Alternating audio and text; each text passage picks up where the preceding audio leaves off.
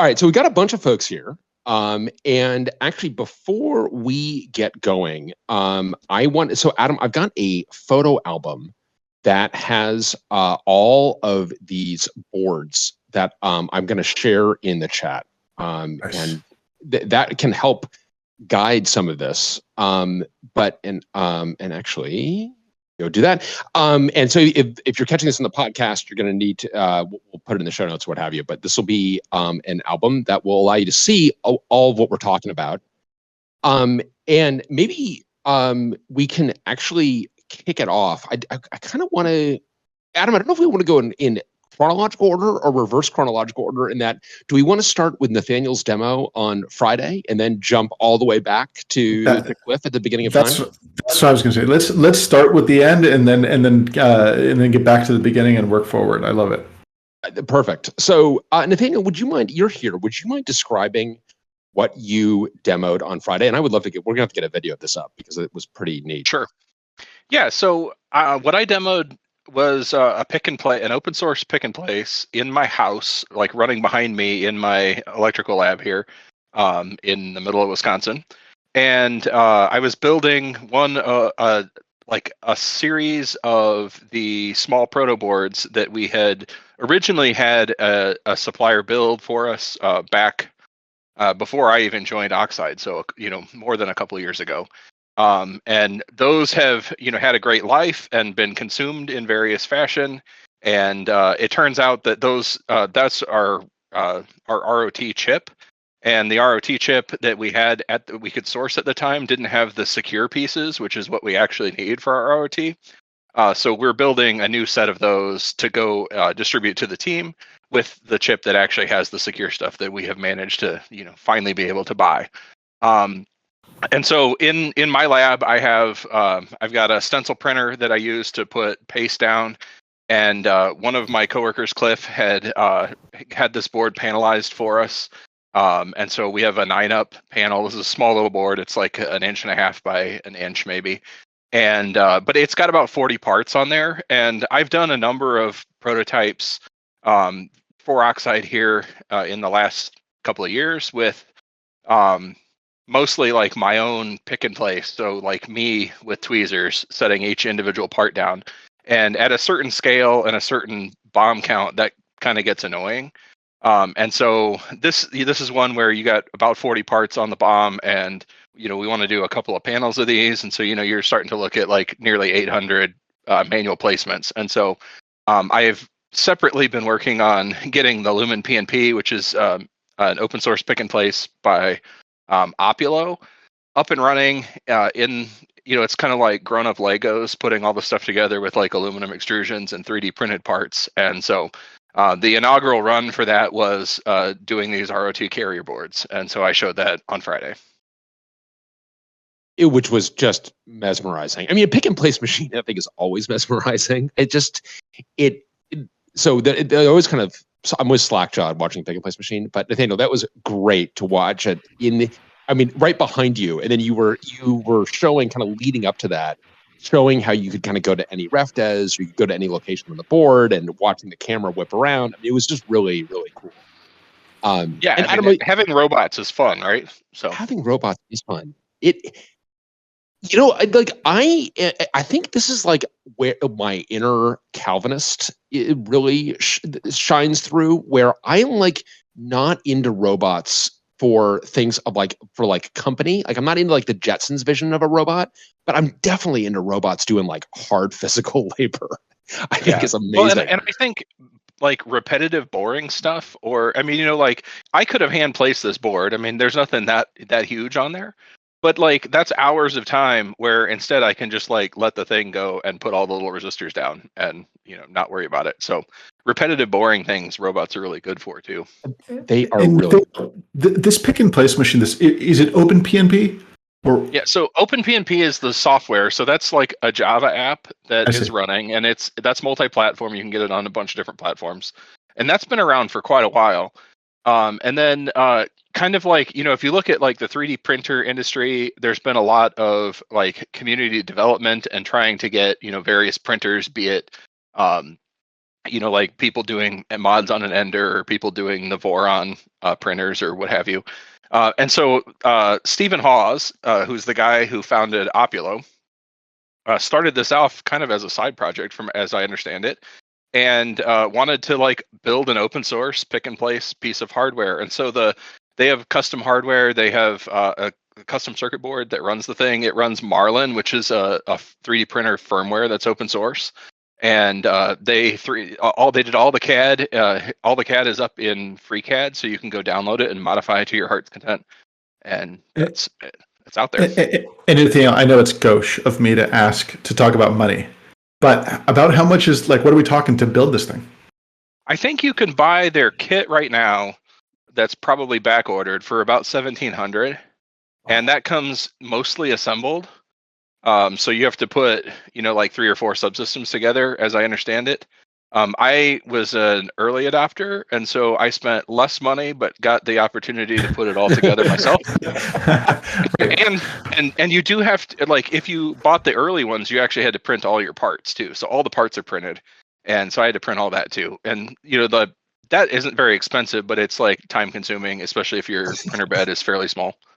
So you say adult Legos, you mean it's like step 734. Print the following 3 pieces. Yeah. Okay. Pretty much. I mean, they have a bomb basically with a whole bunch of STLs, and so those STLs are the the 3D data basically with dimensions, or with like an assumed dimension basically. And so you run those and you drop those into a slicer, and you get G code. And how hard is it to get the software working on all this, Nathaniel? Because I do feel like Adam here, you are proud of like getting like clear audio working. Meanwhile, Nathaniel's building a fab. It's hours. I mean, it's many hours. If you think about for people who have played with a 3D printer, a lot of times you spend a lot of time kind of getting that dialed in. You have all the same kinds of motion axes here, but then you have vacuum and vacuum sensors, and you have additional lights, and then a whole vision system. And the vision system uses these little either like little USB cameras that have a fisheye lens, and so you have to put them in and do calibration so that you like de-fisheye the image, because OpenPNP uses vision a lot. Which is kind of the big difference between the 3D printers world, where vision isn't used quite as much. This thing has a top camera and a bottom camera, and so it can look at where you're picking the parts up and where you're putting them on the board, and also it can fly them over the bottom camera and look at how the part got picked on the nozzle.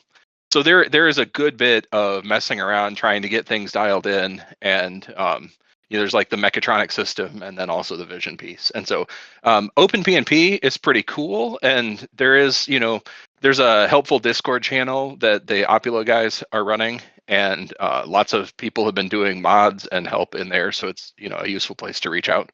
But it's mostly just time and distance. Yeah, right. Well, that is really cool. And of course, so aside from the fact that it is extraordinarily cool, why do I care about this? Why do this? Well, you can kind of do things on demand. So like that's a useful thing. And, as we'll get into, I think tonight, it's not infrequent for us to decide we want to make something and then like sort of want it the next week or the week after.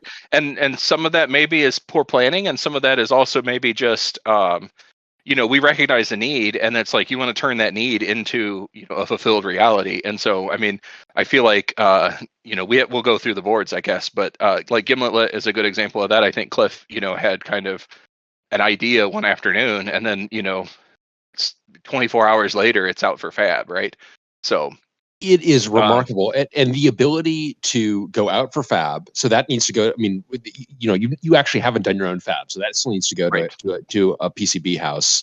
Right. But and you get the turnaround on that can be a week, it's something like that. Yeah, it depends on how much you want to pay. Right, you can do it stateside and you pay more, or you can ship it off to a PCBWay or a JLPCB or whatever. And I think Eric got like 50 Gimlet boards back that are 4 or 6 layers with controlled impedance, and you get like 50 fabs back for $300 or something. It's not that expensive. God, it's amazing. And then, then there's this assembly piece, and that's what you're automating with your own PNP machine. But the ability to then not for these small boards, we can go from ideation to hardware in hand, like functioning in a remarkably short amount of time, a week and change, basically. Yep.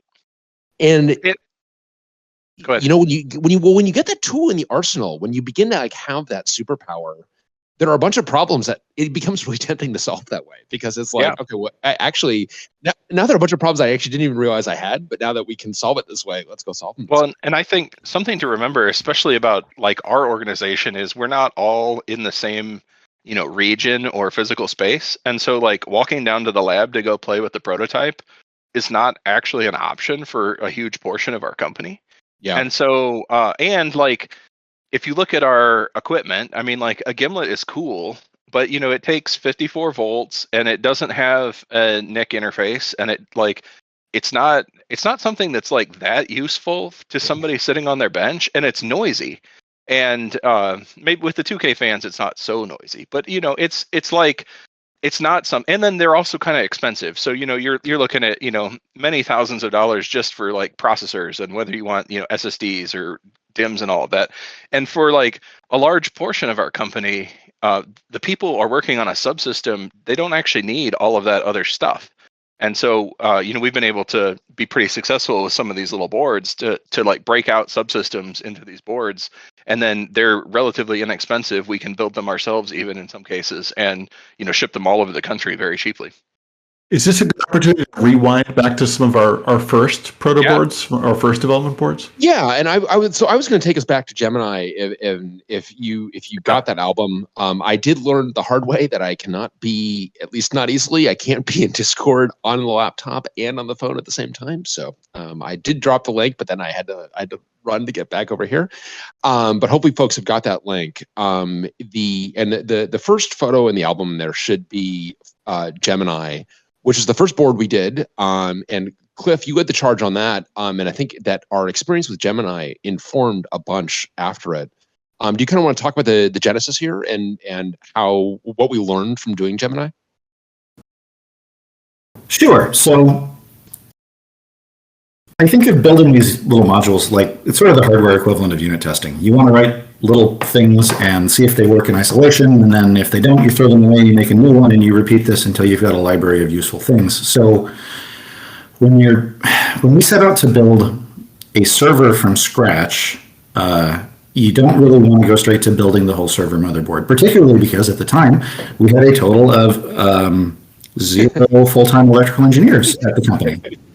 So there's a process I learned from robot people at a previous job, something called a roadkill build, which is where you get all of the parts that will wind up in the eventual thing, but instead of being tightly integrated, they're all spread out over a bench with nasty cables between them so that you can probe them and poke them and replace them as needed. And so we thought it'd be a good idea to do that for the server. So we started with the part that was simultaneously the best understood and also the scariest, which is the root of trust / service processor initial few instructions that run on boot end of the system, which we had at this point recently decided to do with a combination of 2 off-the-shelf microcontrollers when all of the previous things we tried fell through. So, and Gemini worked okay, but honestly, I think the main thing we learned from this is that it is entirely possible to bite off more than you can chew in these prototype circuits. In particular, Gemini was just too highly integrated. There were too many moving parts. There were too many committed I/O pins to certain purposes. There was just too much on the board. And we could have turned it around faster, and it would have had a better longevity if we hadn't built all of those things in there as fixed functions. Yeah, I think that was a big point of education. And I mean, it should be said that Gemini worked. I mean, it was amazing. Sure. And actually this Gemini is always, I want to be buried with this thing, Adam, by the way. Should you survive me, noted in the show notes. Yes, please bury this board with me, because this board is special to me for a lot of reasons. It's serial number 1. It's the first thing we made at Oxide. Cliff had done the bring up of it. Cliff and I were in the office doing the bring up. It was 51 degrees in the office because the heater was broken. And this particular Gemini, and the software came up. I mean, it was great. The software came up, the hardware came up. Basically, everything in this board works. But Cliff's point about the tight integration was it just took a long time. It took a long time to get it reviewed and write, and we found a bunch of things in review that were really important. We want to get them fixed. But this particular Gemini also was, if it looks reworked, it's because it has been reworked and not because of any fault of the board. So you'll note the header. The header was exposed pins before. There's a header at the bottom. We're never going to need this header. Was exposed pins, and over shortly after I had this thing at home and was working on it and had some confidence in its robustness, we did have a moment where we were petting the cat, talking to the family over the holidays. This is in the holidays of 2020. And at some point I moved this board to be further away so it didn't get knocked off the table. And then only later realized that the board was no longer responsive, which was rather upsetting. And I had actually managed to zap the board. And so Cliff not only reworked the board to kind of solve the UX problem of changing these exposed pins to a header that couldn't be zapped, but that STM32 H753 in the middle there has been reworked by Cliff, which is just amazing. That you reflow this thing back onto place. Incredible. Well, but I think we didn't. Static. Sorry, go ahead. Oh, it did. And it's also worth noting, I think Brian is the only one that got a board with the quote unquote safety header at the bottom. Just because the rest of us either don't have cats or have grounding straps at our workstations, like that. Fair. I feel like a couple of these have been reworked, but maybe that's true. Anyway, this board I still am very emotionally attached to, and not least for I love all of Cliff and Rick's too delightful kind of jokes and wordplay on the board is terrific. Certainly, like going back to we put too many things on this board, like the concept that we ran into was, hey, an x86 server with all of its management and everything is way too complicated. Let's slim it down. And so we initially were slimming it down to just the management subsystems, right? Like this is intended to be the service processor and the things that it would talk to, and what we expected are plausible choices for Gimlet, our x86 server. And it just turns out that even that's too much, right? And by having it be all on one board instead of it being pluggable modules, it meant that we committed to a lot of design choices where, in fact, what we were trying to understand was, are these actually the parts that we plan to use? And it turns out in a lot of cases, the answer was no, right? And at which point, more and more of the system became less useful. For example, the 2 Ethernet jacks on there, never actually used. Right. Because we changed our philosophy on how that was going to work before we ever actually got boards back from being manufactured. Yeah, I did manage to switch traffic from one port to the other once, but I don't think it ever went to the SP. So, and then the next image in there is, I mean, part of what I also loved about this, and this was like that a little bit of modularity where on this first image, the root of trust is actually not on here. The root of trust is in a separate carrier board that you'll see on the next image, which I think was some of that budding modularity on Rick and Cliff. I know, Rick, you had kind of taken this piece, but it was, I think we saw some of the power of the modularity by actually having separated that out. Even though we did it, I think at the time we did it because we were convinced we were going to be bricking a lot of these LPC 55s. Exactly. I mean, the root of trust, part of the design goal there is that you have first instruction integrity. Like, I know what the first instruction is going to be, and I know how I got there, and I can trust that implicitly. And so that means, in this case, setting up the secure boot and permanently locking the device, which meant you actually have to test out that functionality. And so that was hey, we'll just make these as little add-in cards that are low pin count.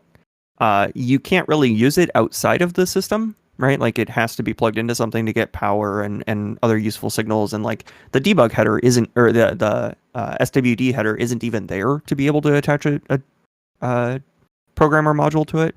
You have to do that through the expansion connector, but it meant it was a very low complexity board. It was very simple, so that we could make a bunch of these very inexpensively. We also could rework them if we needed to as we destroy destroy parts. And like I do actually have a small collection of bricked parts from when we later did do exactly what we thought we were going to do. So, that was the initial thought, was more on the, like, I'm going to have to do destructive testing, where everything else on the Gemini board was there's no reason we would do any destructive testing. We just think that this is probably what we're going to use. Oops, that's not what we actually ended up using. And also, I ended up doing destructive testing accidentally. Right. Yeah, I was going to point that out. But these were both very, I think, educational boards, and really beginning to see some of the power of being able to iterate quickly. Then starting in early 2021, we had Cliff mentioned that when we did these first two, I had no full-time double E's of the company. We were added a bunch in early 2021. And Eric, I feel like this next board, which is the power module for Gimlet, I feel like I'm probably getting the chronology wrong here, but I feel like this was definitely one of those first things where you're like, we have to have the ability to power this thing on from a stock power supply. We cannot rely on a bus bar to power this thing on. I do think what the history of this board is? I think there's one additional piece of context here that's important, which is that if you think about the years that we're saying, so Gemini happened in late 2020. Real electrical engineers showed up in 2021, and both of these years were pretty much the worst electronic supply chain disruption I've ever seen. Yeah. And so, like in the case of Gemini, we were redesigning the thing repeatedly right before it went to fab, because the parts we were playing whack-a-mole trying to find any parts that were in stock and would stay in stock. Like, we couldn't get connectors. It wasn't just integrated circuits. So yeah, it's been really entertaining. Yeah, and then it was a big constraint on, obviously, that we had to be, and it was nice to have that agility to be able to switch things up, but unfortunate that we had to take advantage of it. Quick shout out to some of our ops people who really went the distance with getting some of those parts and just like doing magic with Mm-hmm. Yep. Yeah, and if you haven't yet, a great one in the back catalog of Oxide and Friends is Kate Hicks on all of the magic that she and her ops team pulled for resolve some of the supply chain issues. So, Eric, this board, as I recall, like this was something that you did very shortly after arriving at Oxide. Am I remembering that correctly? Yeah, it was. I kind of looked at the Gimlet board design. I'm like, how are we gonna power this on a bench? Is there like some dongle somebody has? And it's like, oh, okay, I'll go make something. I'm gonna make one of those. How about that? And so I picked the mating connectors for these particular things. Like, they're very inexpensive, but they're insanely hard to get sometimes because they're basically all bespoke, ordered from Amphenol or whatever. And so you have this lovely lead time you have to deal with. But basically, I threw this thing together of, okay, I'm going to put a right angle connector on here, and I'm going to put the biggest freaking Phoenix terminal block I can get my hands on, apparently. You know, it always looks smaller in the catalog, right? And I didn't bother making a 3D model of it.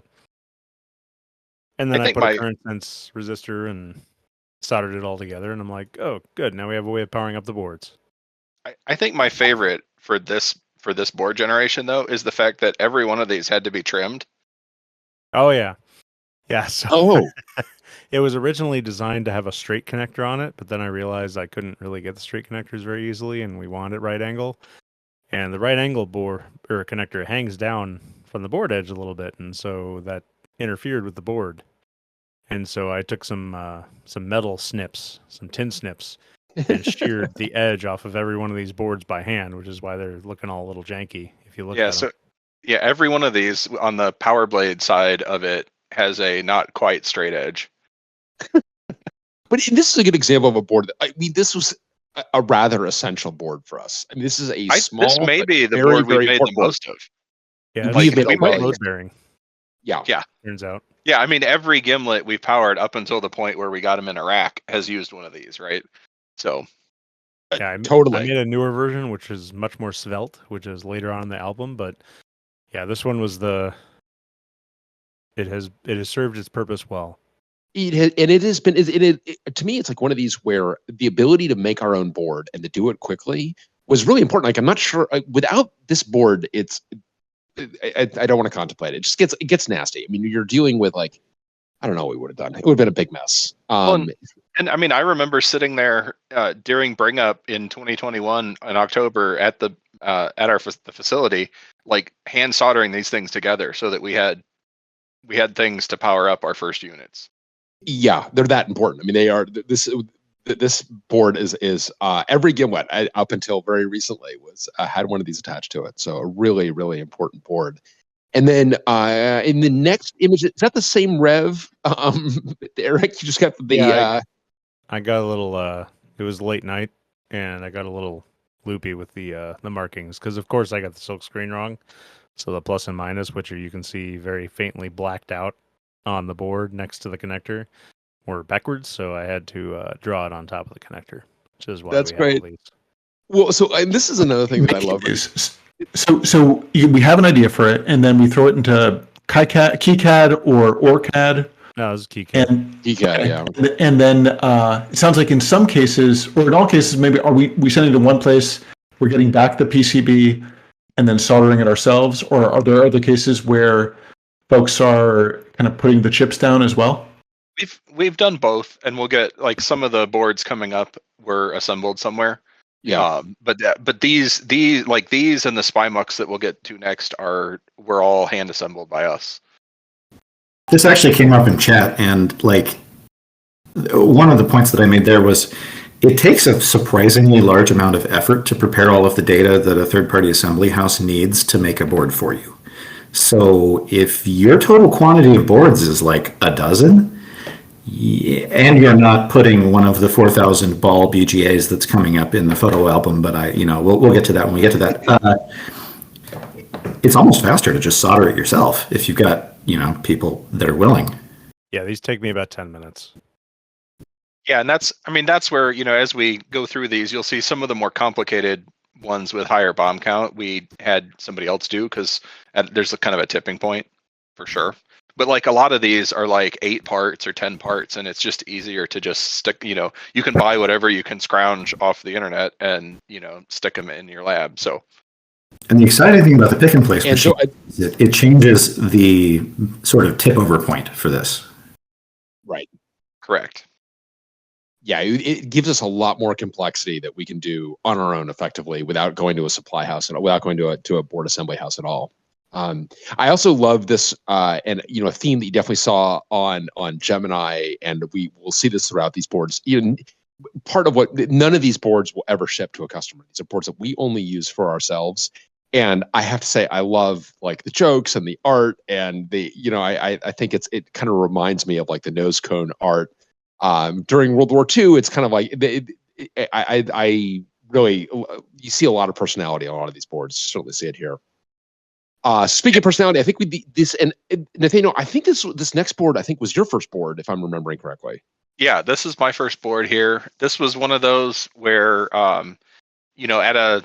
somewhere along the design path, we realized that we needed a multiplexer. We had this like multiplexer circuit in that the SP, which is the little ARM processor, and then the AMD processor are going to share a flash part so that we can do attestation and that kind of thing ourselves. And so we have this it's not that complicated, but there's an analog mux in there, and some level translation and some other stuff. And so we really wanted to be able to prototype that. We also had changed the flash from what was used on the Gemini board at some point, and so it was like we really need something to actually prototype this. And so we built this guy in order to do that. He kind of had the circuit that we intended to put on the Gimlet. So I kind of took the Gimlet schematic out of OrCAD and dropped it into KiCad, and put a few other little things on there so we could get in with jumpers and change things and do that. And like I think this turned out to be a fairly valuable piece because we realized like there were some issues with that circuit. And so you can see, if you go to the next picture, Rick had Rick had a lot of opportunity to do some rework, and I got some feedback that 0402 resistors aren't fun for everyone. And so that was, but like on this board, for example, we couldn't find leaded flash parts, so we had to put a BGA on. And so like the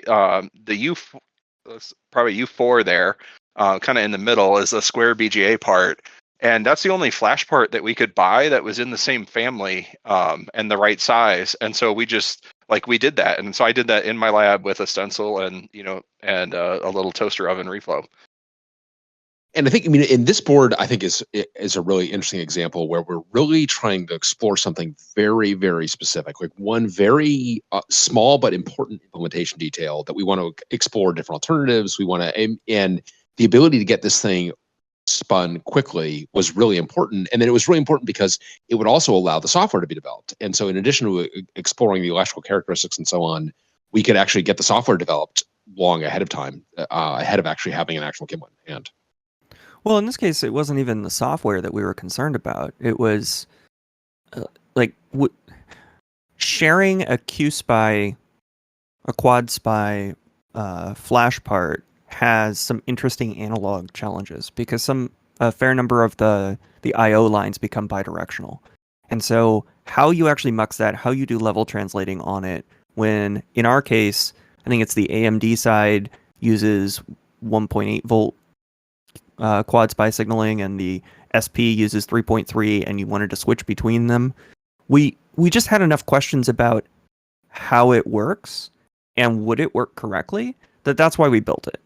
And then I took and actually hooked it up to an AMD reference system. I removed the actual flash the BIOS or EFI flash part from an AMD reference board, and then brought that out as to the AMD quad SPI connector on this board.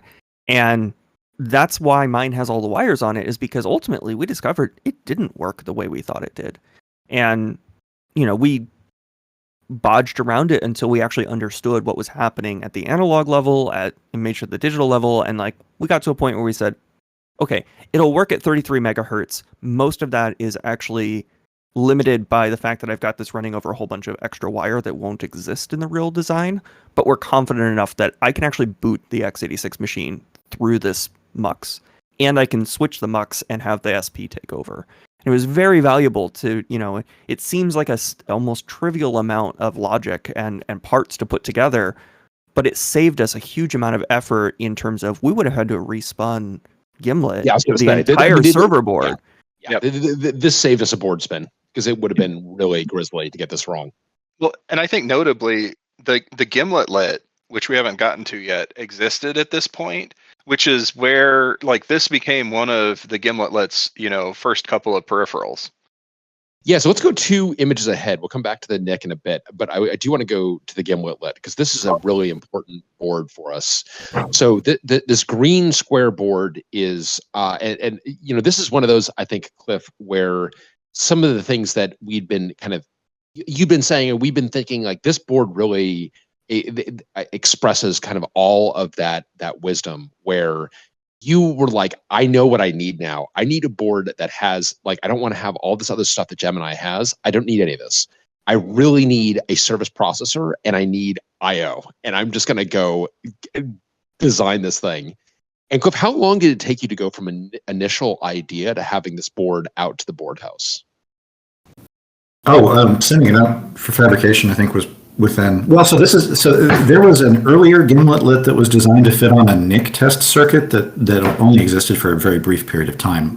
This was the follow-up when I sort of rage drafted the board because the thing I wanted didn't exist, which is how I wind up doing most of my things. But this was probably within 24 or 48 hours, I think, and then we had to wait for it to ship, of course, back to us from the board house, and then we had to wait for them all, because I can only fit one of these on the $8 hot plate I use for reflow, so we had to wait for those to go through. But honestly, if I'd known we were going to be making more than, these boards are everywhere at Oxide now, and if I had known that was going to happen, I probably would not have set the part number on the inventory label to lol no. Right. Yes, that's right. And actually, and I'm pretty sure that Gimletlet 2, which is later on here, I'm not even sure that it's got a different silk. So yeah, it is pretty funny. I don't think it knows. Right. But this board, and I mean, this board is so useful, Cliff, just to your point. So this is a photo of where I was doing some work. That's a temp sensor down there that we're not using, but I was using to just test some other stuff. These things are workhorses for us. And so if you go back to that SPI MUX board, the SPI MUX board was designed to plug into this thing. And that's going to be a theme where we are designing things where we can, and you'll see that we've got lots of Gimletlets doing all sorts of things. The photo of the Gimletlet later on, the black silk screen that maybe Matt will go into, because we actually we did have that mass assembled because we didn't. Cliff, you had assembled this one on your own, but it became clear that these are going to be really useful, and we're going to use them in lots of places, and we're going to make a ton of them. It felt like the $8 hot plate. Maybe we could save you the burden there of doing that. But these things are just in use all over the place. And notably, they're in heavy use in our lab right now, just acting like a relay to turn gimlets on and off. Yes, because they exist, and we have a full software stack and debugger all targeted to this, so it was easy, right? It was easy, and the photo of the Gimletlet 2 you'll see later on is the one that I was using today to do some work on the LTC 4282, and then I literally had to get everything unplugged so I could take a photo of it. These things are used so frequently, and the other thing, Cliff, the other thing I love about this is the LEDs on this thing, because there's still the one thing you kept from Gemini is there are 4 LEDs on this, which are actually, I find, very useful for communicating purpose. So the Gimletlets that we use to only as power supply controllers have a different flashing sequence than just our stock Gimlet. I mean, I feel like you can tell people that done kernel level bring up on a system by how many LEDs they design in that don't have very many drivers between them and the CPU that have to work before you can turn the LED on and off. Right. Because this is invariably the first thing that happens when we're bringing up a board. And the other thing I wanted to point out on this, just in terms of if any of y'all in the audience wind up doing something similar, if you've done embedded electronics before, you might recognize the connectors. Those are PMOD pinout connectors. That's a standard-ish that DIMMlet developed a while ago for FPGA boards, but after Gemini, which had a bunch of custom connectors and pinouts and fancy stuff, that never had anything plugged into them because we don't have time to make cables for every new connector under the sun. We used standard pinouts here, which means that the sensors at the bottom of the Gimletlet that Brian's plugged in there, those are just off-the-shelf eval boards that ship with the pinout. You just plug them in. So that, I think, was a big win. Huge win. Not the best. Huge win. And the pinouts are, it's a standard. So somebody designed it that it wasn't you, and it probably doesn't exactly meet your needs, but it's been pretty good. And I just view this as a lovable tick of this board, that if you're holding the board right side up, such as the handwriting is right side up, the pinout for the I2C is actually upside down, which I think is, so in other words, that pinout that you're seeing there is actually if you look at I2C4 or I2C3 on the bottom, that's the inverse of the actual pinout. If Gwent at the legend, one of the pins in the legend is square, and that's intended to be the square thing on the connector, but that was way too subtle, and I should have done something different. Well, I mean, I think that you did this, you were saying 24 hours. I think you did this in 10 and a half. It was just jaw-dropping how fast this was, and to get it back. And then I also love, Cliff, the fact that you not only did all the I/O, but then you've got these GPIOs in the middle there that are super. That's what makes this. I mean, Cliff, you described this when you did it this is going to be a Swiss Army knife. And it really is a Swiss Army knife. We use it all the time, everywhere. I mean, we've had this thing connected to about everything. I mean, you've had this connected to Renaissance Power eval boards, and I mean, just all kinds of stuff, right? For sure. Right now at home, it's connected to the Chunky Boy, which is that 100 amp demo board from LTC. These things are on. Yeah, we use these for everything. I see it again. And in fact, actually, if you go to the next image, this is another. Before we leave that, on the PMOD thing, it is a standard. It's not great as any sort of standardized interface ends up being. It's not exactly what you want, like Cliff said. But one of the really versatile things here is it brings out a lot of very primitive buses, and we brought out a lot of them. And so it's given us not only the ability to do a whole bunch of experimenting because, hey, it's easy. We don't, like, these are all 0.1 inch pin headers. It's, you can grab jumper cable, like little jumper wires off the shelf and just hook up pretty much anything. But there's also quite the ecosystem of little PMOD boards here and there to try things out. And it's just turned out to be extraordinarily versatile, which turned out to be the thing that we actually needed. Like, that was the lesson from the original Gemini was, okay, well, not only is it about breaking it into smaller chunks that we can evaluate individually, but making the interfaces between those chunks be very, very, very versatile and very simple, so that we can adapt to just whatever. And you can have, I mean, as a result, like if for those folks that are doing work on the service processor on Hubris, the operating system there, if you've got a Gimletlet, you can do, there's a lot of work you can do on the operating system with just a Gimletlet without even necessarily any peripherals. So it is a very, very useful building block. So you may actually, I mean, if you want to go, I don't know, I can go back the other way to talk about the Gimletlet NIC, plugs into that NIC carrier there. And this is actually a board, I confess, I've not actually, this is, I think, the only board on here that I've not actually used, because these we just got, we did a rev on recently. I think this is an Aryan board, isn't it? No, I think this was Matt. Oh, it's Matt. Oh, nice. This is a Matt board. You can see my initials on it. Matt board. Well, that's a great segue to Matt. Yeah, so this was, so it was funny when you were talking about the Gimletlet. The very first thing I did at Oxide was not any engineering work. It was to order like 50 Gimletlets from a company that would assemble them for us. And that was my project to buy goodwill at the company by making sure that everyone could get a Gimletlet on their desk, since they didn't need to be lovingly hand assembled. Also, you wanted one. Yes, right. Specifically, I wanted one on my desk. Like, I would like to do work. Was also good. And let's just be clear, you bought yourself an. I mean, you could have done horrific things after that, Matt, and you would have always been the one who brought us Gimletlets. So it definitely worked. And it was fun because like they landed before our meetup, right? So then people could come by and take a Gimletlet home, which was fun.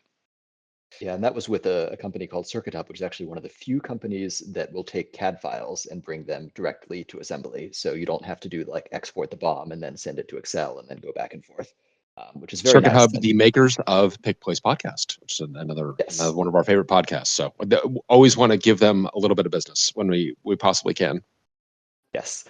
So the NIC is what it looks like. It basically breaks out 2 Ethernet ports. So back when Cliff was designing the Gimletlet, he very wisely broke out the RMII, which is the Ethernet MAC interface, onto the kind of beigeish big square header that you can see on the left of those pictures. And so the NIC plugs into that and then has a 3-port switch, which you can see in the very center of the NIC. And this was actually based on an older design by Aryan, I believe, brought up to run on the Gimletlet hardware. And so this lets you connect it to the network, which is great because it turns out that connecting stuff to the network is important for a lot of things that we're doing. Yeah, and this has been, and actually I say this is the only board I actually not used, but in part because I didn't realize that we had a bunch of them out here. We've got a ton of them, so I need to start using this one at home because this is it is very, very handy to be able to go to Ethernet from a Gimletlet.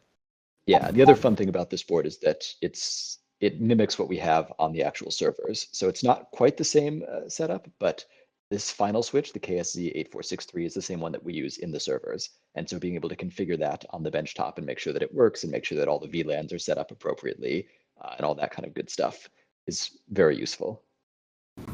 Yeah, this is worth noting in terms of where the server bodies are buried. So it's important to us to have redundant management cabling through the backplane and redundant management servers at the top of the rack and so forth. But finding a microcontroller with 2 Ethernet interfaces is really, really hard. So every service processor has an Ethernet switch next to it, which is the thing you see there on that red board. And that lets us pretend we have 2 ports. It's not the best thing, but boy, it sure did get the job done. It did get the job done. And yeah, it was tough to find. I mean, and this is, I think, Cliff, I remember early on asking you, how are you actually doing this parametric search of microcontrollers, looking for all the functionality that we need? And I think, as I recall, your answer was just like, yeah, I just a lot of having done this before and kind of a lot of data sheet reading. I mean, there's no. It sounds like a pretty painful process. So we could not find. Painful is in the eye of the beholder. I go through the DigiKey microcontroller section every so often just for fun on a weekend morning. Yeah. Just because this is what I do. So, but yeah, there's one of the most important things I learned, I think, the first time I worked with actual electrical engineers is that there isn't a trick. It really is just a giant market. You can get on vendors' mailing lists so that you find out about their new parts, which can sometimes help. And I worked with a guy, Ed Keys, who for a while had a interesting new microcontrollers mailing list where he would digest this and send it out, and that was amazing. Yeah, what happened to that? I think he got bored and moved to a different job. But, drat. Yeah, that would be a great deal. Totally, yeah. So, sorry, Rick, go ahead. No, part searching in general is always a pain, and you start learning how to navigate the websites very quickly and trying to home in and figure out how they classify things.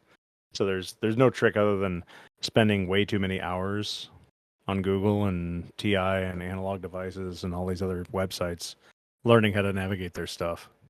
Well, it's deeply appreciated, and I think it's also just important that there is no trick other than doing that kind of that hard work. So then moving forward so we got the Gimletlet. This is the first gen Gimletlet, and then we get to the DIMMlet, which Nathaniel, again, this is another board that I've got great emotional attachment to. I am so appreciative for this board. So do you want to describe kind of the genesis of the DIMMlets?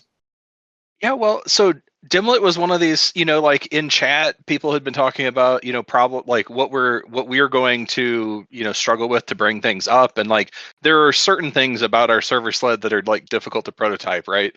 And we're certainly doing something kind of strange with the SPD EPROMs on the DIMMs, such that our service processor is proxying those so that we basically can see on the control plane side what we have in there and then fake that back out to the AMD. But the side effect of that whole circuit means that like the AMD processor isn't actually connected to the SPD EPROMs on all the DIMMs, and it definitely needs that information to boot. And so like one of the like critical path tasks for our team was we need to have that proxy working so that we can actually boot a sled. And at least at that point in time, we thought booting would come a little faster than booting maybe ended up coming for unrelated reasons. But in chat one day, it was just like, shouldn't we make a board that connects to these PMOD things and has a couple of DIMM slots that we can go talk to the SPD EPROMs? And in particular, I had been looking, I had taken a couple swings at this because I'm like, this board has to exist. I'm just not finding it. Like what I want is a board that holds a DIMM, and I want to not speak DDR. I do not need to speak. I don't need to treat this thing as DRAM. I only want to talk to the little bug on there, which is this little SPD chip, tiny chip on there, which you speak to, which is the serial processor tech chip. You speak to it via I2C. I'm like, I just want something that knows how to speak I2C to a DIMM. And I mean, Nathaniel, doesn't it feel like that should exist? I mean, I just spent a lot, it's surprising, yes. I mean, I think, DIMM slots, I think, end up in, I'm sure that people have made something like this before, but maybe not out in the public domain. And I feel like your hobbyist kind of engineer is not often looking at putting DDR4 DIMMs on a circuit. And like, I mean, I wouldn't really want to do a DDR4 layout for this, but like this board is goofy because in that whole DIMM, there are only like 10 pins soldered at all. And about half of them are for mechanical stability. So we basically just have the I2C pins and power to the SPD EPROMs, and that's it. And then like we have a level translator and some other stuff in there, a little I2C buffer, because the we have to level translate from the 3v3 IO on the Gimletlet. But this was incredibly clutch because it allowed us to write all of that software, write the SPD proxy without actually before we went out to do bring up. So we had that whole proxy could be tested completely independently with 2 Gimletlets. I think it's doing actually a Gimletlet to a Gemini with the DIMMs hanging off of the Gimletlet, and then using the Gemini as an I2C initiator. And so we were able to actually simulate all of this. And so I mean, and this board was incredibly clutch for it. But that is a good point about like, this is not exactly a hobbyist kind of Adafruit is not going to carry this one. Right. Yeah. Like, oh, would you like to add DDR4 to your design? Like, no, please don't. Like, none of us really do. So, the other thing, like, these are also really portable. Like, I think I remember you tweeting from the hotel room there in Minnesota that it was like, here I sit at my desk working on, this like proxy thing. And it's like, you had all the things that you needed and they like fold up and put in your backpack. And our server sled definitely does not do that. Yeah, it was great to be able to do that. I know I felt like I was channeling my inner Trammell. Trammell Hudson's constantly doing this, where he's kind of like tweeting out from a train or what have you, or he's doing. But it was to be able to have that portable, to have the software, because the software in it, like a lot of these things, like the SPI MUX issue we were talking about earlier, this is one of these things. It's like if this software doesn't work, you have nothing. Like the thing cannot boot without the software working. So all of these little bits need to work, and being able to prototype this ahead of time was just incredibly clutch. And I am very, very grateful for DIMMlets. I'm not even sure if anyone else has used them, but I don't think so. I think I mean, I think I put them. I did like a read or something so I could make sure that it worked. But I think you're the one who's used them the most. But I know you spent the time looking for them, and they just like, these things don't exist. The other fun thing about that board is that in typical I2C fashion, the I2C bus translator that I use there has rules about which side is higher and which side is lower that I didn't notice. And so that part is actually installed backwards, and then a little tiny jumper wire flown across it, and there's a trace cut because the A side and the B side have to, they have a specific voltage relationship that I messed up. And that sounds like the sort of thing that, like, oh, well, Nathaniel made a mistake. But no, I swear to God, the I2C data sheets change after I design the board. I go back and I read the data sheet again, and which side is high has changed now. I don't know what sorcery this is. But I wish that I could say that this was probably not my fault. At least on the DIMMlet one, it was my fault. I missed it. Well, these are super easy mistakes to make, and I think that part of another reason that these boards are so important, these proto boards are so important, is because the stakes are lower. I mean, if that had been unreworkable, it's just not that big of a deal. It's not like versus if we were delayed having the SPE proxy or these other, or certainly if we had, it would have cost us a board spend had we not done the SPI MUX board. That stuff is really, really expensive. And one of the benefits too of like, I hand built this, right? So I didn't build 10 of them and then go test them. I built one and got it working, and then did the mods before I actually built everything. And so that's one of the balance things that you get to is when you have someone else building everything, that sometimes means, if depending on your level of confidence, you have a lot more potential for rework, especially if the design is fairly nascent. Yeah, and it's very nice to be able to realize like, oh, this one is wrong. Now I know what I need to go do on these others, and I haven't lost all of them. Yeah, right. And cutting the trace is a lot easier when you don't install the chip first. Like those kinds of things. Yeah, I don't want to blow by the point here that that you're the only consumer of this, Brian. That like this has become so easy for us, or easy for the world at large, that we can have these one-offs that are just for one really tactical but important piece of work. Whereas I'm sure 5 or 10 years ago that would just be completely untenable. Oh, absolutely, yeah. I wonder if this might be an interesting time to talk about tooling, because one of the things that strikes me about this is that this is possible because we have access to very high quality tools that can be used by anybody in the company. And I'm referring specifically to KiCad here, which has gotten better and better and better over the last 5 or however many years. I'm wondering if you guys can talk about that a little bit. Yeah, I mean, I think my general preference is, where possible, to use KiCad because it's super easy to share the designs, and it's the tool that I'm fairly familiar with. So like all of these little designs have been done in KiCad, with maybe a couple of exceptions. I think one of the BGA parts that we're going to show a little bit was done in OrCAD for practical reasons, because we already had the footprint there, and redrawing a 4,000 ball footprint, is not something that we're looking to do right now when we're trying to get these things out quickly. KiCad is awesome. I hope that it continues to grow. We continue to plan to use it, and I would love to say in some number of years it has enough features so that we can nail our DDR10 design or whatever we're on there in KiCad. So, but KiCad is above and beyond. If you've used Eagle, I think KiCad is totally equivalent there. Yeah, I think that's probably the best comparison. There's people who have been using Altium for years get mad at KiCad for justifiable reasons, but KiCad feels a lot like where Eagle was for me a few years ago, and I don't know, it's nice that these tools are universally available now. Absolutely, and I think it's also nice, Nathaniel, that to give folks who may be coming from the Altium side an opportunity to do a small board to get to know the tool a bit too. Sure. Feel like you're having to learn the tool under duress, and adding KiCad to everyone's arsenal such that we can. I think in the limit, certainly we hope in the limit we are using KiCad for all boards, but as you say, maybe DDR10. There are things we need, right, and there are workflow and layout efficiency things that we just need to get supported there. But the SPI MUX was my first KiCad design, so I've done board designs in a couple of different packages before, and KiCad was pretty easy to hop right in, and there's decent documentation online, so when you can't figure out what you're trying to do, you can get out there and do it. Yeah, that's great.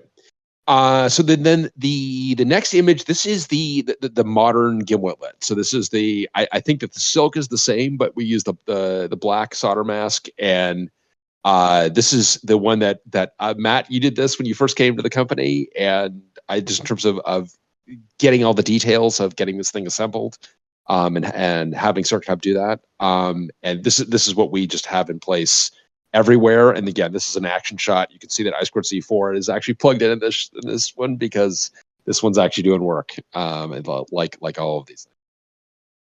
Yeah, and I'm pretty sure this picture was taken during the great semiconductor shortage, where we couldn't find a power supply, which is why it's wired in with the red and black wires you can see in the top of the picture.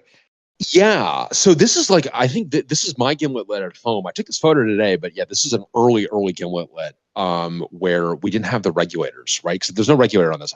I think still I've got. I went and installed them on all the boards I could find, but I didn't probably find the one at your house. You did not come into my house, which is for the best, really. I know that otherwise there'd be commentary on. Rick has insisted that I not leave the room with certain of my components plugged in, and Rick, I'd like you to know that I have adhered to that. I was using the DC electronic load a lot this weekend, and every time I left the room, I unplugged it. Rick is convinced I'm going to burn my house out of this thing, and I'm not arguing with him. And I get these. So these are a little bit out of order. So the BGA here is actually going to go with a later board. So we're going to come back to this. Sorry, Eric, I got that one a bit out of order. The next one. This is another action shot. This is a Gimletlet that does have the regulator. And then, do you want to talk about that breakout board, Nathaniel? Oh, sure. Yeah. So we use these Samtech connectors because they're not 10th inch headers. They're a little smaller, and they're keyed nicely, which has been really nice for use. But when you need to break those things out, then you need special connectors and special pins. And so we had these in place for Sidecar bring up. Sidecar uses these. That's the picture that they're attached to, the board that they're attached to there. But we had various reasons to need to get in there, and then all of our I2C buses and stuff come to these headers, and so it's useful to be able to put a Salier or something on these buses. And so I was digging around trying to figure out what kind of thing we could make as an adapter that would get this out to things that mere mortals can use, like 10th inch headers. And I think Robert Keith got recognized. I did not find the right angle Samtech connector, and I was like, boy, it sure would be nice if I had a right angle Samtech connector for this. And of course, Robert, Church of Samtech, was like, hey, it's this other part number right here. And so, I went to Samtech, and you can sample them and you can buy them, and they were in stock. And so, we bought a bunch of those, and I think I built about 100 of those at this point. And these are and then the next image is actually zooming in on that. So these are actually two of these things together. The great thing is you can actually put these little dongles, you can kind of connect them, and boy, the ability to break out immediately I2C, or to break out some of these signals and get them on a scope, or get them on a logic analyzer, or take them somewhere else. Or I think in the case of the past image, I think we're actually using the Gimletlet to drive I2C onto the board. I mean, it looks like a Salier too. Yeah, and then a Salier too. Yeah, so we actually were using. That's why we were using two of them there. Incredibly useful. And then it's also been a nice little standard to have, that that any one of our buses is going to have this header on it, so you can immediately get an analyzer on there. Really, right. Really and the pinouts written on the back, which is handy for that stuff. So, and it's like kind of a happy accident that you can kind of like do dongle inception with these. Like, I had put the Samtech connector on to allow them to be a pass through, thinking that like you might want a programmer and a Salier connected, but like then because you can, because we have the other gender's Samtech connector, you can just start stacking them like we did there in that picture, and it's like you can kind of build a ladder as many as you can mechanically support at that point. And I don't know what you do with that, but that was not like a design criteria going in, but it's kind of a happy accident. Well, and this is, a good example of what we do with it, where you're using one of these headers to drive it, and another to actually see what's going on. So it's very, very useful to have. This next board we're going to come back to. Another one we're going to come back to. This is the VPD board. Normally it would be attached to my Donglet, but my car was broken into. In addition to my laptops, whoever took my laptops also got a Donglet. So we'll talk about Donglet in a second.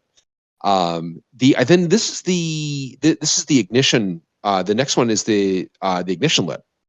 Yeah. So this one's Arian's, and so we have an ICE40 FPGA kind of out at the very front end of our system that is essentially a power switch with a like low speed network connect to it.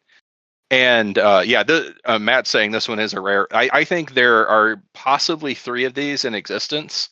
It might be just the 2, one that Arian has and one that I have. But this was super useful. This has got the FPGA, and you can connect it up to a Gimletlet, of course. And this has kind of the whole ignition circuit, which Arian has used to prototype all of the communications protocols. But I also use this to write the FPGA SPI interface and get that all running before we ever had Gimlet hardware. And we use this. A little more context. So, we've got 3 different physical networks, probably more, but at least 3. We've got the very high-speed network. We've got the management network that Matt's, Ethernet ports we're plugging into, and then the ignition network is, as Nathaniel says, for very low-level power control. So, if we want to turn the whole thing off, including the thing running Hubris, we use ignition. Right. And very important to actually be able to have a development vehicle for this. And then this thing plugs into the PMODs, right? This thing does plug into the PMODs, so you can get a SPI interface out there. And then on this one, you can see all of the, we have all the SMA connectors, those big gold connectors down at the bottom connected, installed. And so that's where the low speed 8B, 10B stuff can go. And so the way Arian prototyped this is he connected that to an ICE or a ECP5 Lattice dev board. And then he can kind of prototype the whole sidecar subsystem there. Where I use this, I just put the SPI core that I wrote into that FPGA and then got it talking across that PMOD interface to the SP. And so we were able, the Hubris already had good SPI support, so it was pretty easy to like prototype all of that and get that running. Yeah. So we had that ready to go back for bring up, which we needed because that was the sequencer is an ICE40 on the Gimlet, and it does all the power control, the local power control, and you need to be able to have software tell it to turn the power on. Yeah, again, another one of these details that if you don't have this, you don't have power on. So it's very, very important detail. Matt, I think these next couple of photos are yours. This is your cursed Gimletlet config. It looks like this is a SPI MUX. It looks like you've got an ROT carrier, and a Gimletlet NIC on there. Oh yes, this was me just digging through my drawers and finding every board that I could plug into a Gimlet lit for a staged photo. But I think that the interesting board here is the red one on the upper right, which has a green board plugged into it. So if you remember all the way at the beginning of the podcast, we talked about how the root of trust was built on its own standalone board, and then that would plug into another bit of hardware so that we could test some of the security features and risk breaking it and locking it up. And so that's the green board. And we had a bunch of those, but with the dawn of the Gimletlet Rev 2, which you see in this picture, those no longer plugged into it. So I spent a day or so and built the red board on the top right, which is the Gimletlet carrier, which takes the Gimletlet carrier, plugs that in, and then adapts it to the PMOD connector so that it can plug into the Gimletlet.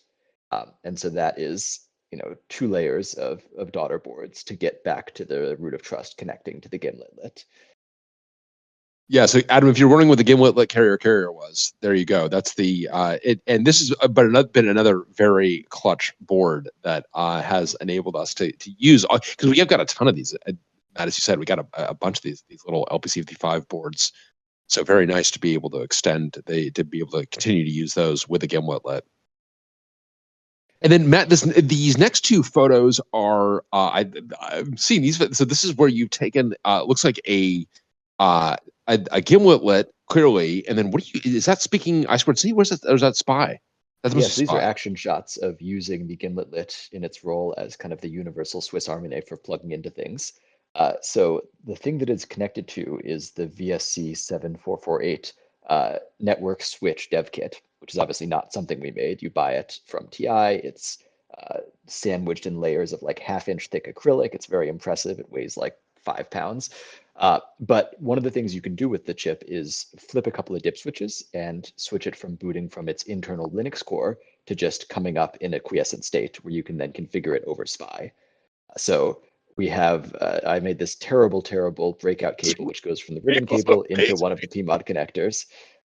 And so with the dip switches in the right configuration, the management switch comes up, and then we configure it entirely from the Gimletlet. And then it brings up the 54 some Ethernet ports that are on the front of this switch, which you can kind of see in the other picture. Okay, Matt, this is another thing, by the way, that I have searched the universe for that I have not found, is ribbon cable breakouts. Why? Because, I mean, I'm going to guess that you made that yourself. I don't know why you would say that, Brian. Child made it. That's right. So normally to break out a ribbon cable, you get like socket connectors, and you could crimp those mid connector, and then use cables coming out of there. But why is there not a product that takes a ribbon cable and breaks it out? I mean, it just feels like I've needed this. I mean, it's a bunch of SWID, and we've got one. Adam, you and I got one that we took this hardware hacking course ages ago that had this, that was given out as basically a kind of part of the course. And I think the thing is so useful. Anyway, I've not been able to buy them, and clearly nor has Matt. Yeah, I mean, if you want to do this cleanly, then we would probably make like yet another Gimletlet daughter board, which just connected to the PMOD header and broke out a ribbon connector compatible plug. But this was a quick and dirty hack job that worked for probably, it's been up for a year now, so it works great. Right. Those things probably aren't commercially available because there's somewhere on, what is there, like 40 conductors in that ribbon cable. I mean, that'd be a pretty impressive breakout board. I just wanted to break out cable. I want what Matt has made here. Actually, yeah, and I would even buy Matt's. Adafruit does make some for smaller pin count, at least IDC cables. Well, those are insulation displacement IDC. I use it for SWID. I also feel like you this by just taking an existing cable and chewing on it. Your own. Yeah, well, which clearly I'm not sure how much super glue. Yeah, exactly how much super glue was sacrificed here. But then we get to the next one is definitely a crowd favorite, Kludge.2. Nathaniel, you want to talk about the origin of Kludge.2? Oh yeah. So this was we're talking about how to get our sled network booted and programmed, and like it turns out like the only kinds of PC interfaces we actually have on the sled up until this point are like useful PC interfaces are all of our like ST-Link and MCU-Link dongles and some UARTs. And so for a large portion of time, many of us spent a lot of time putting RAM disks over a UART with X modem.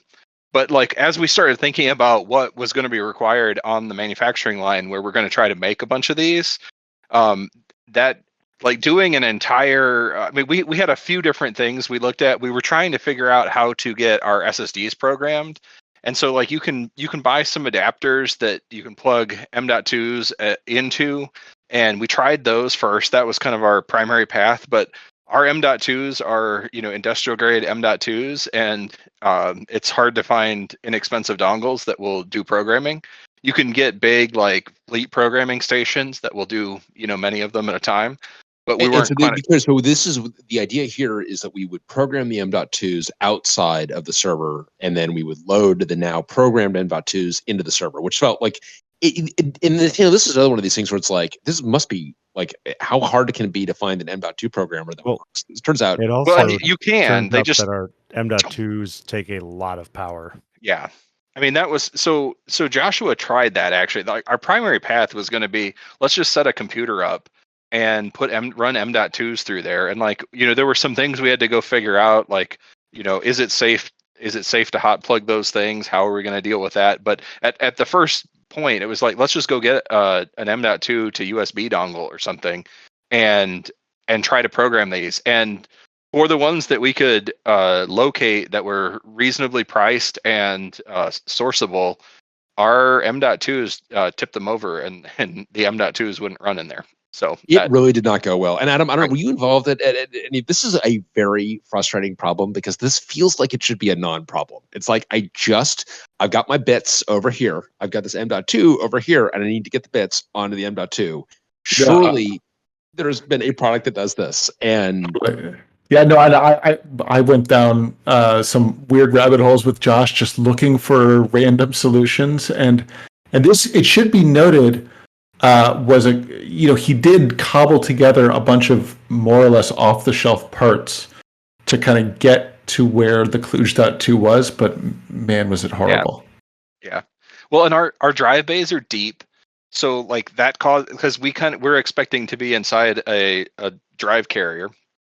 And so anything you find off the shelf is really painful to get aligned and pull out. And so like you can get it in there carefully, but like then trying to get the thing out. And so then thinking about our manufacturing line again, and like, having to have operators sit there, the poor operator having to like fish the stupid thing out every time after. It's like, that's not a great solution.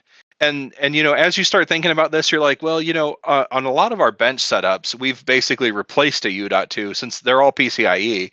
We've pulled our little shark fin card out, and we've been dropping in, an Intel NIC and using that as a like useful computer interface, since none of us have 400 gigabit Ethernet at our house, or 200 gigabit Ethernet at our house.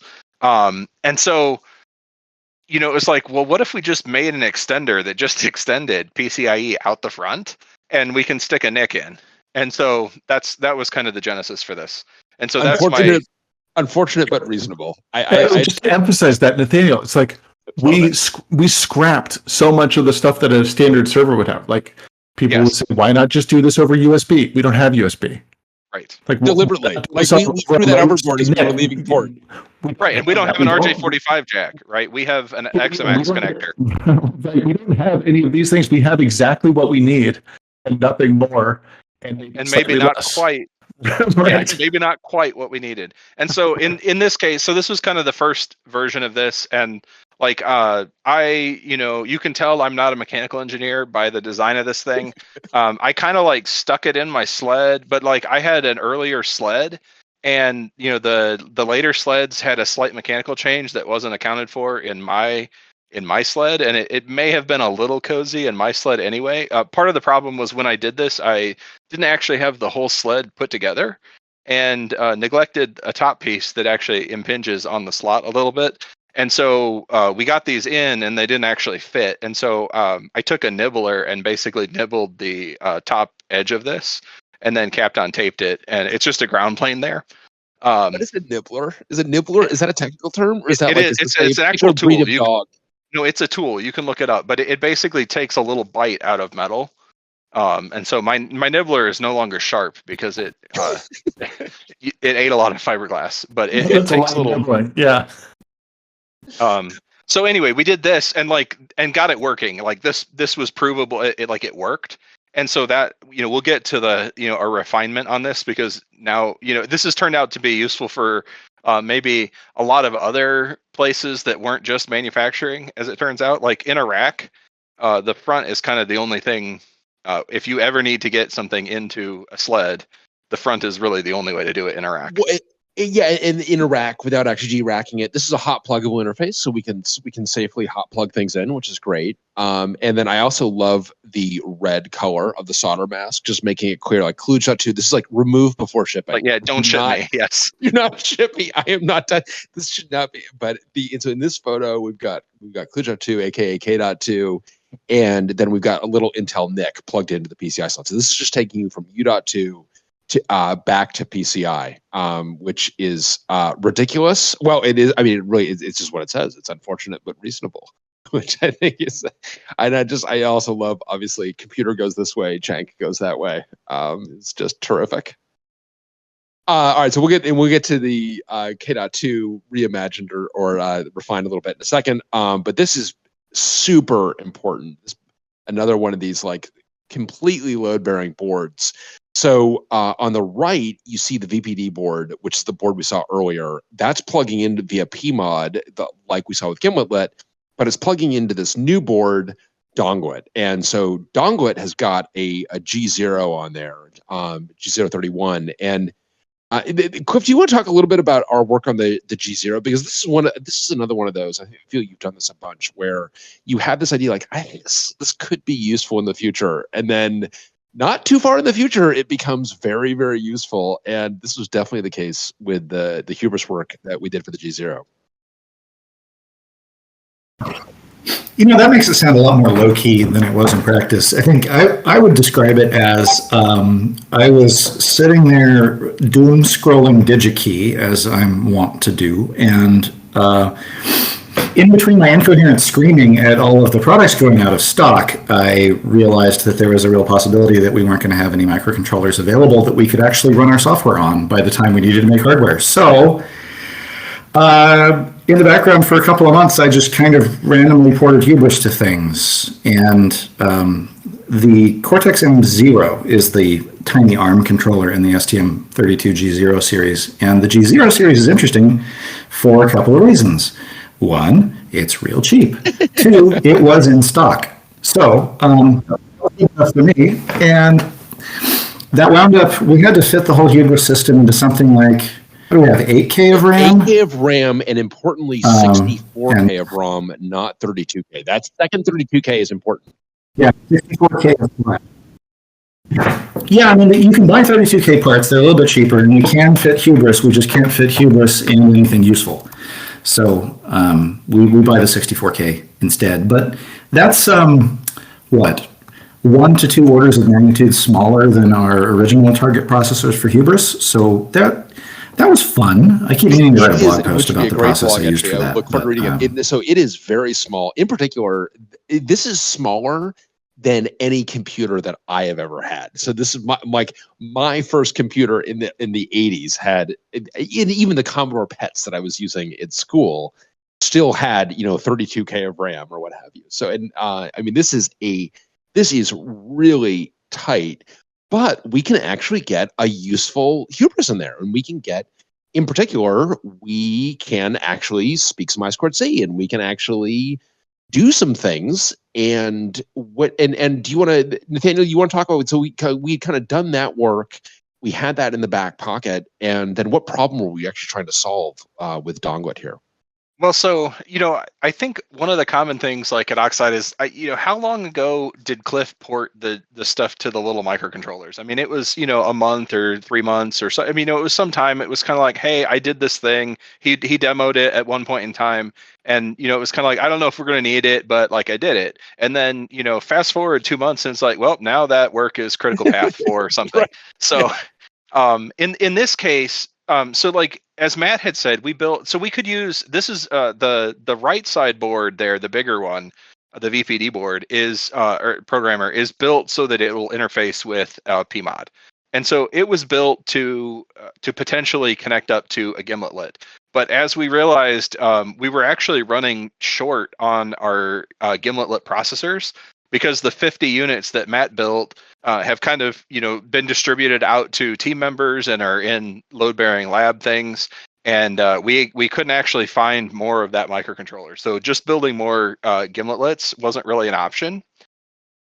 And so then once you're, now we're back into like part search time, and it's like, what do we have that like we can use our code with like the least amount of modification possible, and still get some programming fixtures at our vendor.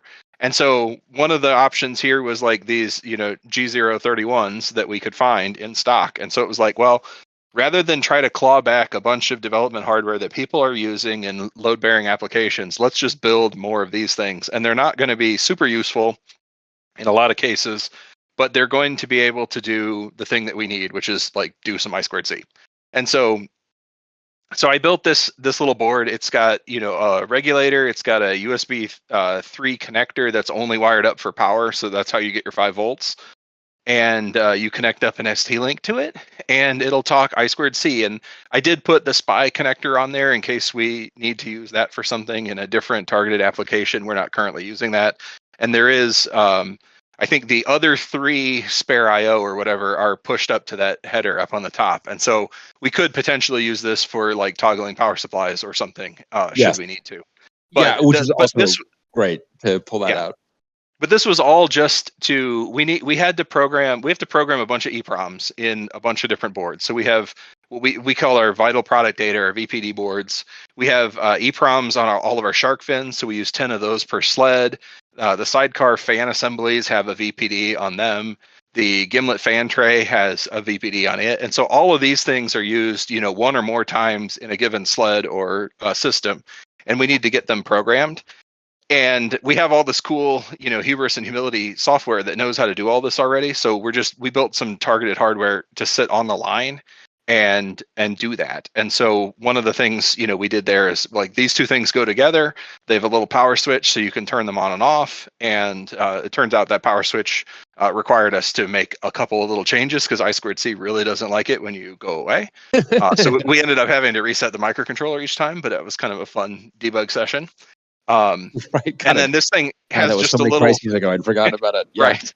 This thing has just a little I2C MUX on it, and so you can pick one of the 4 different devices and do your VPD programming. And so we've done many thousands of boards through some of these now. So and this is an example where we did our own manufacturing software as well as our own manufacturing hardware. So we control all the software and hardware that's on the line. We'll have to do Oxide and Friends on that with Joshua.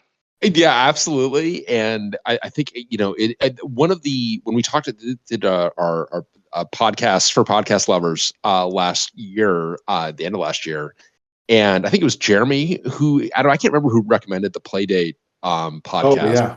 And then I remember Jeremy, Yeah, and then you followed up with me being like, you've got to go listen to this thing. I thought it was really good. I'm really enjoying it. But they also have discovered a lot of the same things that we discovered. And in particular, the need to write that. You need to write your own manufacturing software effectively. So there's a lot of software and hardware involved in manufacturing, and this is a great example of having. I feel like with Donglet and the VPD board, we had like a bunch of fortuitous things that we had done began to add up, and we did this. I mean, Nathaniel, you did this very quickly. Josh was able to do the software very quickly. I was able to do the Cliff and I were able to do the hubris side of this very quickly. This whole thing just came together really, really fast. And we went from, God, how are we going to solve this problem to we've actually got a pretty viable solution in hand right in a matter of weeks. Well, yeah. And we we did this in stages. So like I did the right side board, which we knew would connect to a Gimletlet first, because like it's no fun to sign up for more critical path work if you don't have to. And so Donglet was going to be kind of a if we get to it, and then even like the 3D printed frame and everything came even after that, because it was just a matter of like we need a thing that works, and then we can like incrementally add to it to get it better. Yeah, no, Cliff, were you trying to hop in there? Oh, I was just going to say, like, one of the things that culturally I really enjoyed about coming to work at Oxide is that we're all pretty aligned around the idea that sometimes you have to go slow to move fast later. And like in this case, this is an example of we've been building reusable parts. We've been building general purpose firmware, operating systems and reusable board interfaces and things like that, so that when a problem comes up now that we've got all this stuff on the shelf, we can move really fast. And that's been really nice to see that come together. It has been really nice, and I think very vindicating. Again, I mean your belief that like, hey, I think the M0 is going to play an outsized role for us, and that's a great little part. And we love the G0 is a great little instantiation of it. And I love this thing because from a peripheral interface, this looks exactly like the H7, which is a much bigger microcontroller. So it's great to have the same, what is clearly the same I2C block anyway, down on this much, much, much smaller micro. It's great. The next slide. So the next image. This is a close up of the Gimletlet carrier that Matt mentioned, preserving the all IO 3.3 volt from earlier instantiations of this. The warning there, and the node of trust. And the node of trust. Yes, exactly. The node of trust, which is another Gemini throwback. And then Eric, what's these next boards? What are these? Yeah, so these aren't something that we made, but this is something that we had to customize ourselves because so we're testing our sidecar Ethernet switch to be able to handle 10-watt transceivers, QSFP 10-watt transceivers. Turns out there's no passive load that'll do 10 watts. So this is a picture of the modifications I did to an off-the-shelf QSFP loopback module from sfpcables.com or whatever. No, 10G Tech. And they had a little board that had SMT pads for the TX and RX power supplies, so I had to modify those to be 10 watt and then add in this little aluminum spacer you can see on the top so that it would not have to be a 6 millimeter thick thermal pad. And that's how I made all the 10 watt loopback transceivers for regulatory testing. I was going to ask you how you did that because I just today I was doing the LTC 4282 support and your screenshot of you had 40 amps going through there, and I'm like, how did he do that actually? This is how. That's great. Well, Eric, you haven't said the funniest part about these loopbacks. Oh yeah, so they they're loopbacks. They have this little I2, and they're actually 2 chips on here, like an I2 EEPROM and maybe some sort of tiny micro or something. And through the I2 interface on these things, you're supposed to be able to read the module temperatures. Well, these don't actually report temperature because why would you ever need to on a passive loopback that dumps 3.5 watts? Well, when we dump 10 watts, it turns out that's really important. So I had to put some thermocouples on there and just manually tweak the fans and be like, yeah, that's good enough. When, the real ones have temperature sensors, but unfortunately these did not, and I did not find that out until way too late. There you go. Did we get God's own temperature sensor? Did we get, did any of these, did we get the smoke out of any of these? Or No, I knew these were going to be hot, and then that's why I lit a fire under Matt, be like, dude, we need to incorporate the temperature sensing and the QSFPs into the thermal loop.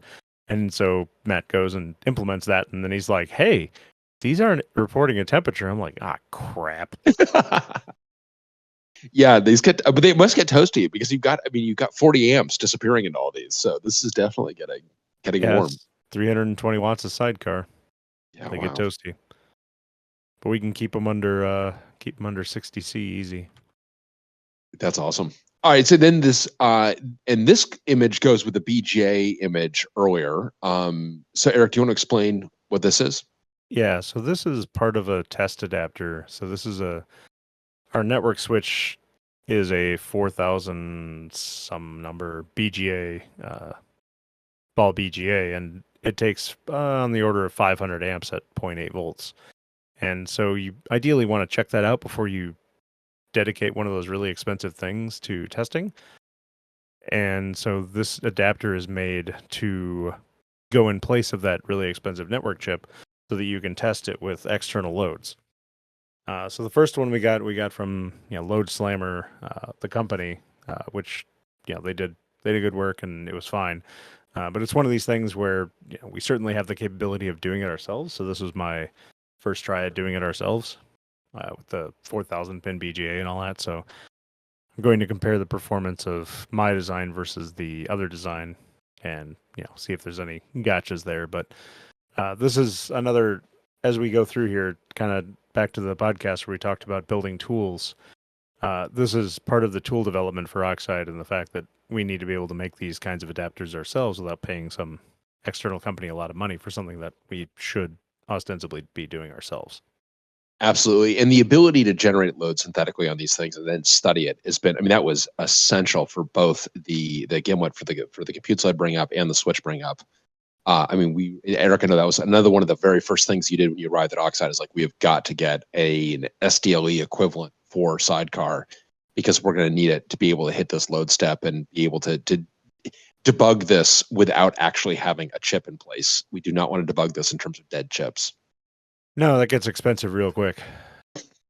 Turns and this out is not those, stock really expensive load adapters aren't that expensive when you consider how much it costs to replace one of those network switches. Yeah, amen. And then we're talking about the cat makes an appearance here from Gemini as well. Yeah, Grumpy Cat. If you insert a coin into the slot, it'll tell your future. Yeah, especially if it's hot. Yeah, I predict melted zinc. Exactly. And then this is the next one is your updated. That's 3D printed, right? That the power adapter. Yeah. So this is an updated version of that huge board with the enormous Phoenix terminal block on it, and this is a much more svelte version that is meant for more ready use. So this is a 3D printed enclosure made out of ESD PLA, and it has the right offset so that it'll plug into our sled and be on the board on the surface, so that it's not hanging out in space, which is nice. And it's a much nice smaller connector. It definitely looks pro grade for sure. And then what's this next board? I think I'm seeing this for the first time. Yeah, so this is one that again goes back to tools development. So this is a synthetic load development board. So this is basically 3 MOSFETs in parallel generating a current load based on an analog input signal. So this is looking at the control loop from the little op amp that's up at the top, and then it'll drive these MOSFETs to be kind of like an SDLE or a load slammer or whatever.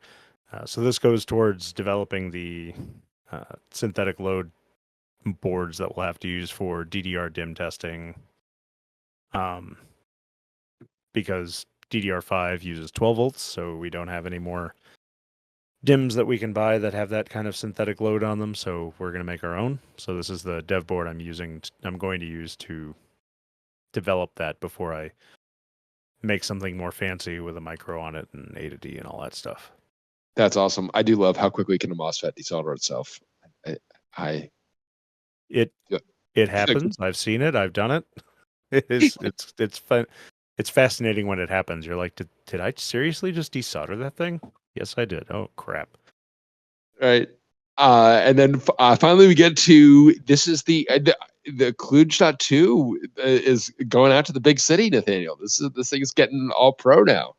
Yeah, so this is what happens when you're in the Bring Up Lab and Eric sees your really janky Kludge.2, the first one, and we were in kind of a board rework cycle, so there was a few down cycles, and he was like, I can just pull CAD up with the mechanical CAD for our sled and actually get all the parts aligned and do everything fancy. And so he does that, and then he's like, well, it's kind of annoying that the PCIe connector, and like you'll notice that the PCIe connector on the original ClueShot 2 is the same one that I had sourced for the VPD programmer. So I just had those in stock, and that's why I used those.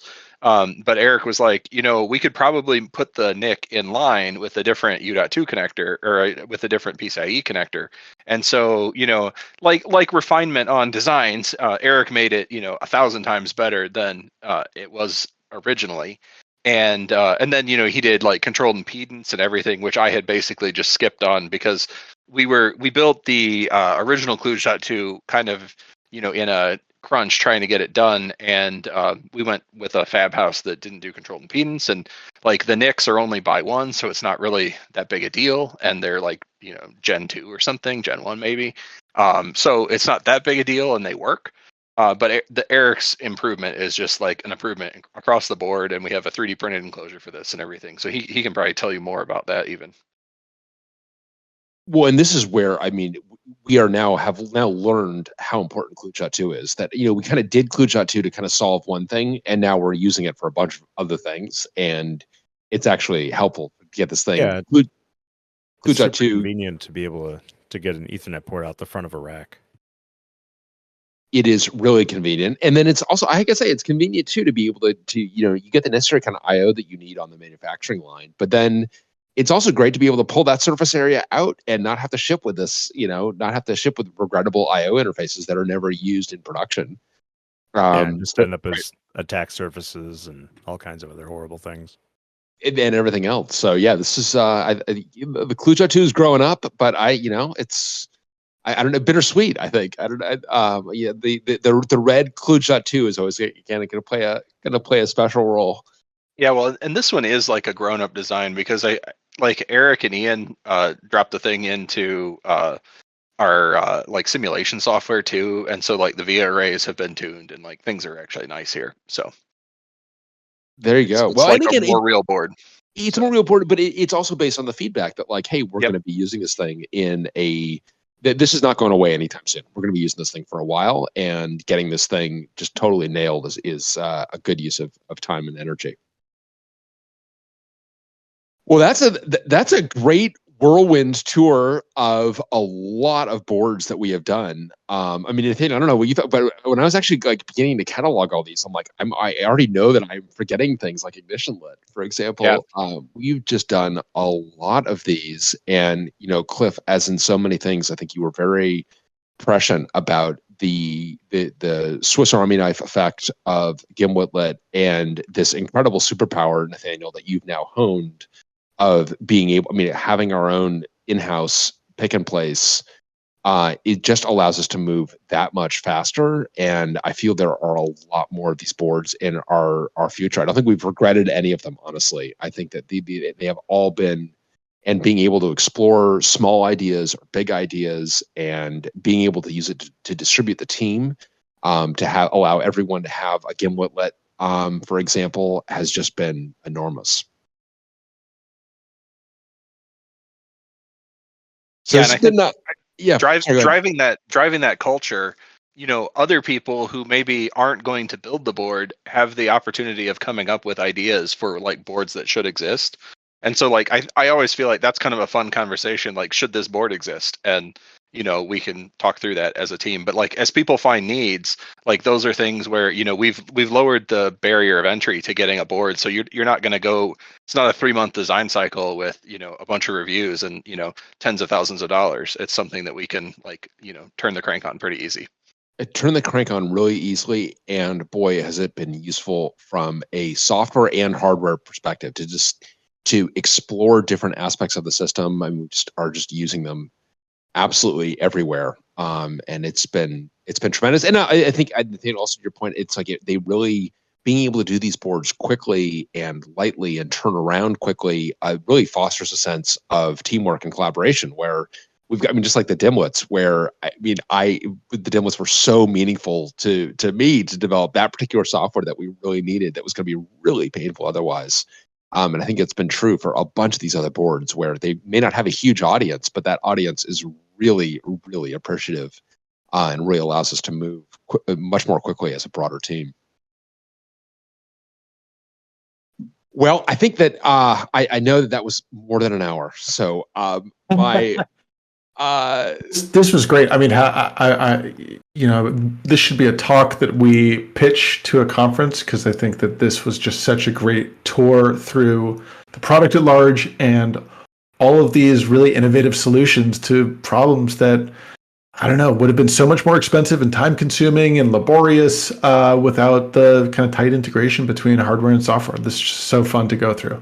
It is fun, and I have to say all of these proto boards have just, I feel, gives us a lot of agency. It just feels like with any problem, we've got all these different tools that we can bring to bear as a team to go solve them, and it really feels exciting. It feels like, we're ready for the crises, which is a good thing, because and the fearlessness to build the next one, right? Once you've built 10 or 15, building the 16th or 17th doesn't feel like a big deal.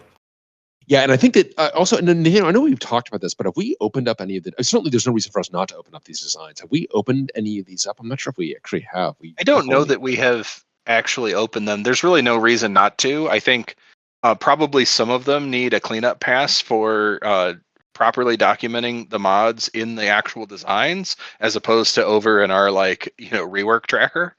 So that's probably and that's probably mostly the reason that we haven't done it yet, because we're also trying to ship a product. So we are trying to ship a product, but I does feel like some of these, like the Gimletlet and the Donglet, maybe ClueJot 2, I mean, a couple of these are going to be useful to other folks as well. So I'd love to believe the DIMMlet's going to be useful to someone else too. I know that we're not going to have a problem. I feel like DDR4's ship is already sailing, though. It's true.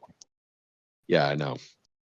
Well, thank you so much, Nathaniel and Matt, Cliff, and Rick and Eric. Thank you for all of your hard work on all of this, but also thank you for walking us through all of these. This has been really, really fun to go through all of this. So thank you very much for the extended time tonight.